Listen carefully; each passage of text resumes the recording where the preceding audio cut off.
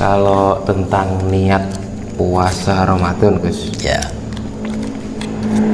Itu kan menurut syariat kan wajib, Gus ya, setiap malam. Nah itu kalau misalnya di jamak, Gus, pada waktu sekalian 1 bulan. terawih pertama itu biasanya kan ada niat. Kan sering lupa tuh, Gus, kalau misalnya tiap malam. Ini kalau Gus. Taraweh. Enggak niat habis Niat tarawih, puasa, Gus. niat puasa. Oh, niatnya. Niat Di ya. jamak 30 hari ini kalau Gus. Boleh. Jaganya keras lupa gitu loh, Gus. Itu kan berarti kalau kita sudah berniat, ya sudah berniat dari awal, kita ini niat melakukan puasa selama 1 bulan penuh. Nah, kita harus juga bisa menjaga niat kita itu. Oh gitu. Iya, jangan sampai kita di awal sudah berniat untuk melakukan puasa selama sebulan penuh, tapi kenyataannya di tengah-tengah jalan bolong. Nah, ini kan harus dimulai niat lagi. Boleh seperti itu. Alangkah baiknya memang seperti itu. Tapi kalau misalnya tidak niat di setiap malam itu kan nggak membatalkan puasa. Tidak, karena kan sudah diniatkan sejak awal. Nah, saya pun juga seperti itu. Dari awal sudah saya niatkan untuk melakukan puasa selama 1 bulan penuh. Nggih. Gitu. Kalau misalnya, Gus, kita ketiduran, Gus, sampai misalnya terbit fajar. Nah itu hukumnya bagaimana? Belum niat maksudnya. Kan sudah diniatkan ya? Dari awal. Jadi nggak masalah. Nah, tapi alangkah baiknya tiap malam itu berniat. Gitu loh. Terus ada pertanyaan dari saya, Gus, pribadi. Kan kadang kalau sing sudah beristri ini ya, kadang kita itu malam itu istilahnya berhubungan suami istri. Nah itu. Terus kita itu lupa belum mandi, tapi tiba-tiba kita terbangun itu sudah lewat azan subuh istilahnya. Itu apakah Gak apa-apa. Enggak apa-apa, Gus. Itu bukan lupa itu, Gus. Biasa. Sengaja. Itu biasanya kan Kalau misalnya sengaja, Gus, enggak apa-apa. Gak boleh kalau dengan sengaja. Tidur itu kan nikmat Tuhan toh. Yang melindungi Yang menidurkan siapa? Ya, nikmat itu. Sama dengan lupa itu, Gus ya. Misalnya kita sedang puasa siang hari panas-panas, tiba-tiba lupa mobil kita itu setirnya belok sendiri ke kiri ya toh. Terus minum itu loh, Gus, jeruk nipis gitu loh. Sama air tegang, lupa ya, habis 1 gelas itu kalau kita benar-benar lupa itu apa nggak masih apa-apa diteruskan? Nggak apa-apa, itu harus bisa diteruskan. Memang seharusnya diteruskan. Diteruskan, Gus. Kan memang lupa loh ya, bukan Enggak, Maksudnya sih diterusnya apa nih? puasanya. Minumnya. Lek pas memak. Wah segini, loh, elengnya lah, ojo mau terus nih ngombene. Oh, ngoten. Enggak, saya kira harus dihabiskan sekalian gitu kalau. Mubazir ya. Maksudnya nilainya itu mubazir ya. Kita sudah beli itu ya. Kalau itu, Gus, misalnya sudah imsak, Gus ya. Terus makanan kita masih kan terburu-buru, baru terbangun gitu waktu imsak misalnya. Terus cepet-cepet makan. Gak apa-apa imsak kok ya. Maksudnya harus dihabiskan. Yang namanya imsak itu kan rambu-rambu. Enggak, maksudnya kan? kalau sudah subuh makannya kan saat imsak ya. Terus terburu azan subuh. Sudah apa terburu? Sudah. Kalau sudah ya nggak boleh diteruskan. Ya? Oh, harus berhenti ya. Nah, makanya dikasih rambu-rambu imsak itu. Nanti 5 menit. Nanti mubazir lagi, Gus. Ayam nanti bagiannya, Mas. Enggak mubazir ya. Enggak, ayam katanya. Gini. Diniatkan untuk makan ayam, katanya enggak apa-apa kata Gus. Ya memang untuk melatih Ya. Disiplin ya manusia untuk disiplinnya, Gus ya. Seperti itu. Terus ada lagi saya tanya ini ya.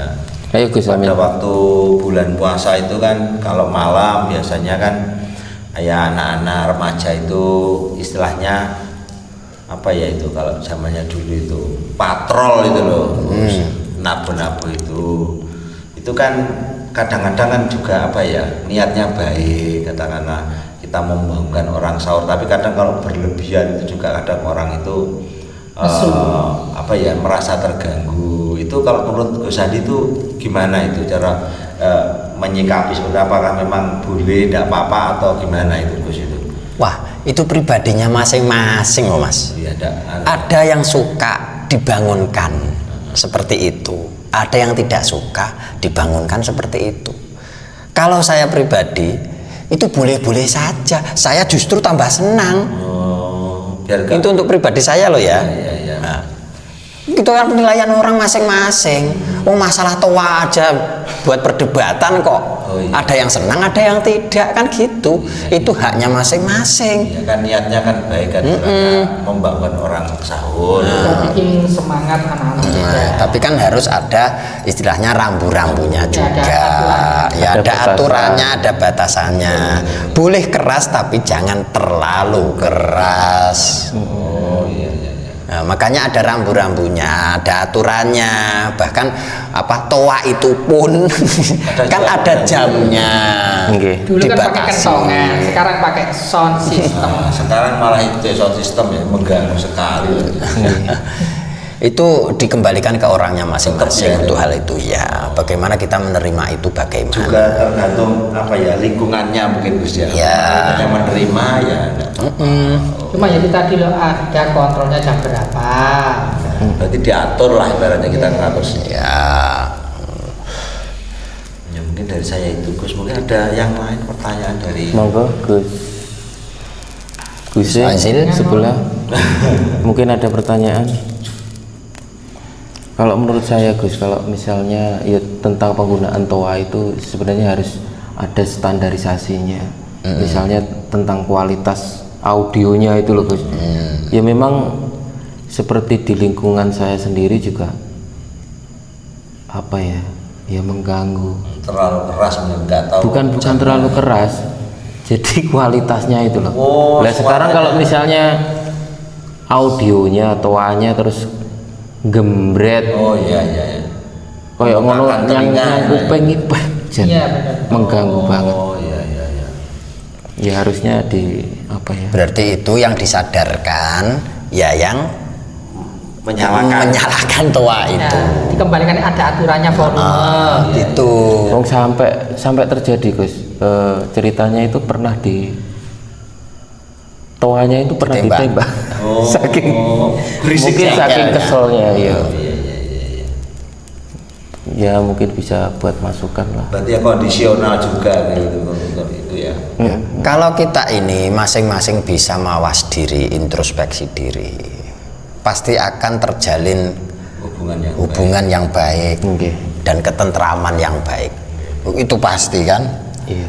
Intinya itu kita harus bisa saling introspeksi diri. Ya, intinya itu di situ. Di dalam diri kita tata dulu. Jangan terlalu menilai seseorang sebelum kita menilai diri kita sendiri. Betul. Nah, ya Gus, ada pertanyaan nih Gus. Ini teman saya itu kan istilahnya pekerjaannya kan jualan warung Gus ya. Dan mata pencarian ya warung itu. Istilahnya kalau dia itu juga istilahnya dia juga muslim gitu. Kalau dia berjualan pada saat bulan puasa itu kira-kira hukumnya gimana Gus itu? Diperbolehkan atau gimana ya? Itu kan mata pencariannya.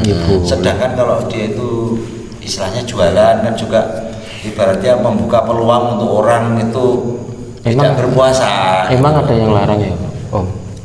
Ya sebenarnya ya kalau tergantung perdanya sih, ada yang di suatu daerah dilarang, ada yang enggak. Ini menurut hukumnya, hukum yang berjualan itu seperti apa Gus? Monggo Gus. Itu kan kita harus tetap fleksibel itu tadi. Iya. Kalau ada orang yang melarang, apakah yang melarang itu mau untuk mengganti makannya, menafkahi itu? Nah, kita kan berusaha fleksibel ya. Kita kan berusaha fleksibel. Berarti di luar hukum ini ya? Apa tetap? Gini, ini saya kembalikan lagi. Kalau kita ini memang niatnya puasa, memang berniat puasa, apakah kita akan membatalkan puasa kita hanya karena ada warung yang buka itu? Enggak juga, Bos. Ya, itulah berarti kan dikembalikan ke orangnya masing-masing, pribadinya masing-masing. Ibaratnya meskipun ada warung buka semua, kalau lihat puasa enggak akan beli gitu ya. Makanya iman di dalam diri, niat, hajat, tujuan kita itu bagaimana, ditata diri dulu. Jangan terlalu kita ini menyalahkan, itu salah, ini haram loh. Kalau ada seseorang yang menyalahkan, apakah mau menafkahi? Padahal orang yang membuka warung itu, dia itu terlalu bersandar di dalam untuk penghasilannya kan dari warung itu, menggantungkan di dalam warung itu, gitu loh. Kalau dia nggak jualan itu ya lebaran itu ibaratnya dia juga nggak bisa lebaran. Nah, istilahnya gitulah. Makanya kita ini harus juga bijaksana dan bijak sini. Gitu. Kita ini tidak bisa langsung memvonis ini kafir loh. Waduh. Ya mohon maaf, dulu kan ada ormas itu juga sweeping warung gitu loh, Gus. Ya orang Islam sendiri gitu loh, maksudnya kan menyayangkan ya seperti Ya sangat menyayangkan lah. Saya tidak menyalahkan tapi menyayangkan. Istilahnya kan gitu. Iya, sampai merusak warungnya. Ya, itu enggak kekerasan. Berarti imannya kurang kuat. itu ya. Niat puasanya kurang kuat berarti. Makanya harus bisa mawas diri dulu. Itu loh. Makanya kan saya kan tadi sudah bilang, kalau ada warung buka itu tadi ya, apakah kita akan membatalkan puasa kita? Iya. Kan gitu. Okay. Kalau niatnya sudah pas, memang sudah bulat, saya memang niat puasa hanya karena Allah, tidak akan terganggu, tidak akan istilahnya itu apa, tidak apa terbebani atau gini ya, dengan hal tidak terganggu seperti itu, tidak akan merubah niat tujuan kita untuk berpuasa gitu loh. Iya, Gus. Padahal kan juga warung itu kalau menurut saya pribadi loh, Gus ya, dia buka itu kan juga mungkin ada wanita yang lagi haid yang enggak iya, banyak juga yang enggak puasa gitu maksudnya juga untuk kan tetap ada ibaratnya. Dan yang diingat lagi di Indonesia ini tidak hanya agama Muslim saja. Iya, betul. Agama di dalam negara Indonesia ini banyak. Dan waktu puasanya pun itu tidak sama, tidak berbarengan, gitu kan? Itulah makanya kita ini harus bisa membawa diri, menjaga diri, menempatkan diri, dan kita harus sadar diri dan tahu diri, mawas diri juga. Nah, itulah intinya kan di situ. Kasihan kan ada seseorang yang terlalu bergantung di dalam jualannya itu untuk menafkahi anak istrinya, keluarganya, terus tidak diperbolehkan, terus siapa yang menanggungnya? Apakah tidak lebih berdosa lagi kalau ada seseorang yang tidak makan, tidak bisa makan hanya karena kita larang? Gila. Coba kita ini berpikir lebih cerdas, lebih bijaksana lagi. Nah, itulah. Ngopi dulu biar cerdas. Ngopi Mas. Alhamdulillah. Saya tadi ada pertanyaan kok lupa ini. Cek, dieleng-eleng sik. Mungkin ngopi dulu ya biar. Iya. Ngopi ya. Sik, kopine sapa kuwi? Kita harus bijak sini. Karena itu bijaksana.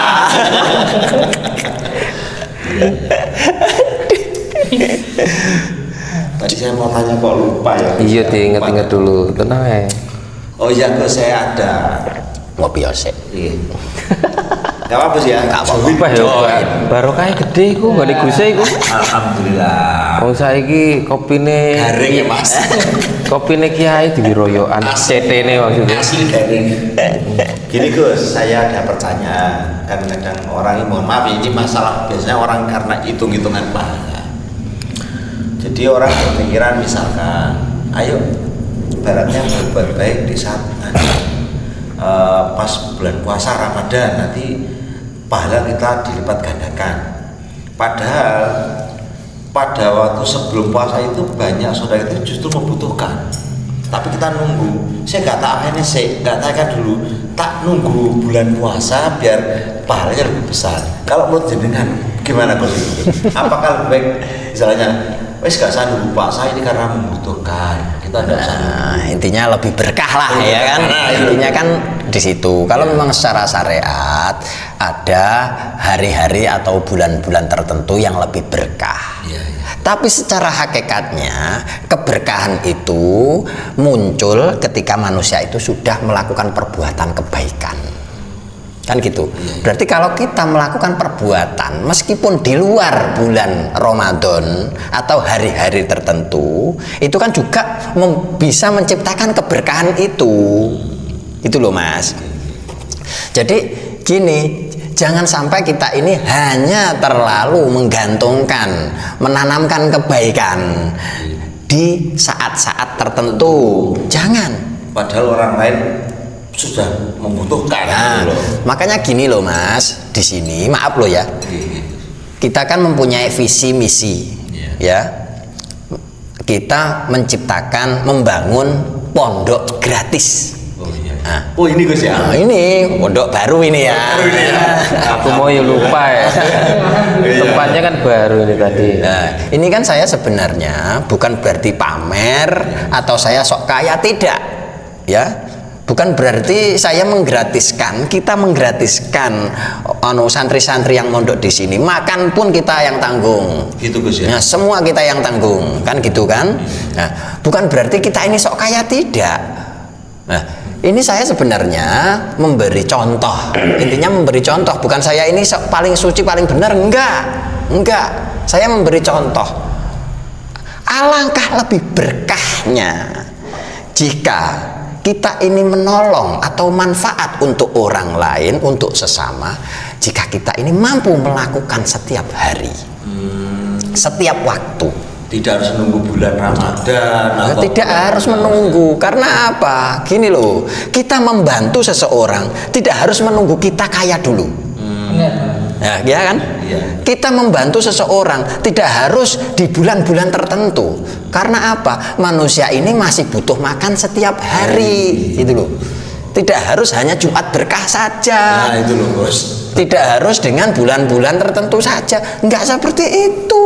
Kadang kan gini, wah nanti ini Jumat bisa nih berkah. Padahal di hari selain hari Jumat itu kan banyak juga orang yang membutuhkan. Dan itu gitu pun loh. kan belum tentu apa yang kita lakukan ini berkah. Iya. Kalau kita ini masih mempunyai pamrih, kita melakukan sesuatu perbuatan yang baik, tapi kita masih berharap keberkahan itu tidak akan berkah. Karena apa? Ada pamrih. Lilahnya mana? Ibaratnya mau berbuat baik kita bakal kalkulator Gus ya. Iyalah. Tambah hitung-hitungan. Itu loh. Makanya bagaimana kita bisa menciptakan yang benar-benar berkah dari Tuhan, bukan berkah yang kita ciptakan sendiri. Karena apa? Keberkahan itu siapa yang memberi? Allah sendiri. Allah yang memberi keberkahan itu Allah. Bukan bulannya. Bukan bulannya atau bukan harinya, bukan. Makanya kalau kita ini tidak tahu kapan berkah itu datang, diberikan Allah kepada kita, alangkah baiknya kita melakukan kebaikan itu setiap hari, setiap saat. Kan kita juga belum tahu juga ya Gus, umur kita sampai kapan. Ya, Itu juga. itu. Dan kita mau nunggu-nunggu bulan puasa, ternyata belum sudah diambil. Istilahnya. Tapi kan udah ada niat, udah dihitung ya Gus ya. Dicatat ya, ada niatnya Gus ya. Dari catat Yang aja. dicatat niatnya. Tapi yang mendapatkan berkah itu kan apa yang dilakukannya, gitu loh. Kalau kita mempunyai niat baik, lakukanlah yang terbaik. Kalau kita sudah melakukan yang terbaik, baru berkah itu datang. Tidak usah menunggu kaya. Tidak menunggu usah. hari-hari yang baik gitu, tidak usah. Gus, Jangan ngomong-ngomong terkait Pondok. panjenengan, Ya, syaratnya untuk Jadi santri. masuk ke pondok ini yang paling utama itu